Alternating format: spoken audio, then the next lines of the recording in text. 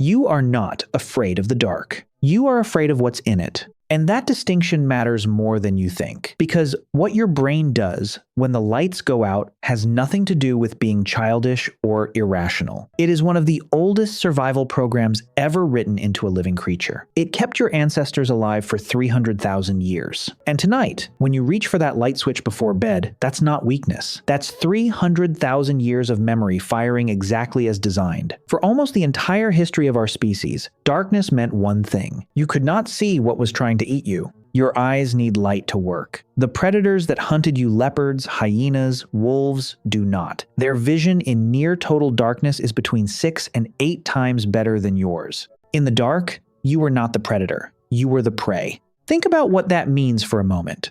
Every single night, for 300,000 years, darkness was the most dangerous moment of the day. The humans who treated the dark casually, who wandered away from the fire, who were not alert, they died. Their genes did not survive. The humans who felt a spike of fear when the light disappeared, they stayed close to the group, stayed near the fire, stayed alive. You are descended exclusively from the ones who were afraid. That fear was not irrational. That fear was the correct response. That fear was the reason any of us exist at all. And here's the part that surprises people. You do not learn to be afraid of the dark. You are born expecting it. Studies on infants show that fear responses to darkness appear before age 2, long before any child can understand the concept of a predator, long before anyone tells them to be scared. The brain arrives preloaded with the alarm. Now, here is where it gets uncomfortable. Fear of the dark does not go away when you grow up. It changes. In 2012, researchers at Ryerson University in Toronto ran a study comparing fear responses in adults and children in complete darkness. They measured heart rate, skin conductance, and reported anxiety. The adults were just as afraid as the children. The only difference was that the adults had learned to hide it. About 11% of adults meet the clinical threshold for significant fear of the dark. But researchers believe the real number is much higher because most adults simply never admit it. You don't sleep with a nightlight. You just happen to leave the hallway light on. You don't check under the bed. You just glance at the corner of the room before you close your eyes. You know exactly what I'm talking about. The amygdala, the part of your brain that processes threat, does not distinguish between a real predator and an imagined one in the dark. It receives low light conditions as a signal and it fires.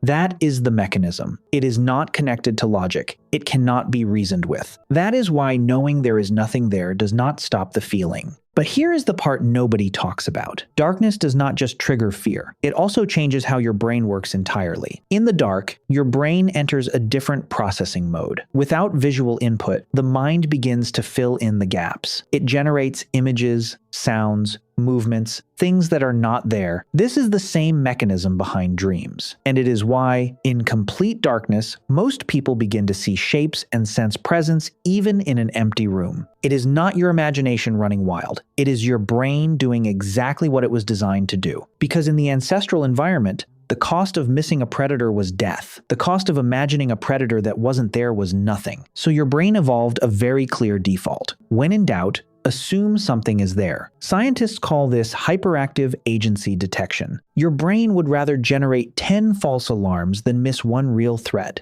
And it has been running that algorithm every night of your life without asking your permission. There is also a fascinating study from the University of Toronto in 2009. Researchers found that people who felt socially isolated reported feeling the room as darker than it actually was. Physical darkness and social darkness activate overlapping brain circuits. Being alone in the dark feels more dangerous than being alone in the light, and being afraid in the dark feels less terrifying when someone else is nearby, because that was always the solution. Not a light switch, a person. Here is the strangest part of all of this. Darkness is also when your brain consolidates memory, repairs tissue, regulates hormones, and processes emotion. The very thing your ancient brain treats as a threat is the same thing your body cannot survive without. You need the dark. And the species that conquered fire, the species that learned to push the dark back and extend the day, has spent the last 150 years flooding the night with artificial light. Today, the average person is exposed to artificial light for 7 to 8 hours after sunset. That light suppresses melatonin. It fragments sleep. It disrupts the circadian rhythm that evolved over millions of years. And it removes the natural darkness that your body was built to expect every single night. We are the first humans in history who rarely experience true darkness. And the irony is almost unbearable. For 300,000 years, your ancestors were afraid of the dark. They spent every resource they had trying to push it away. And now that we have finally succeeded, the darkness is gone, and we cannot sleep. So the next time the lights go out and something in you goes quiet and alert, that is not a flaw. That is the most field-tested piece of software your body runs. 300,000 years of field testing, 0 crashes. Still running tonight. The dark is not your enemy. It never was. It was just the place where your enemies used to hide. And somewhere in the oldest part of your brain, the part that remembers everything the memory is still there, just in case.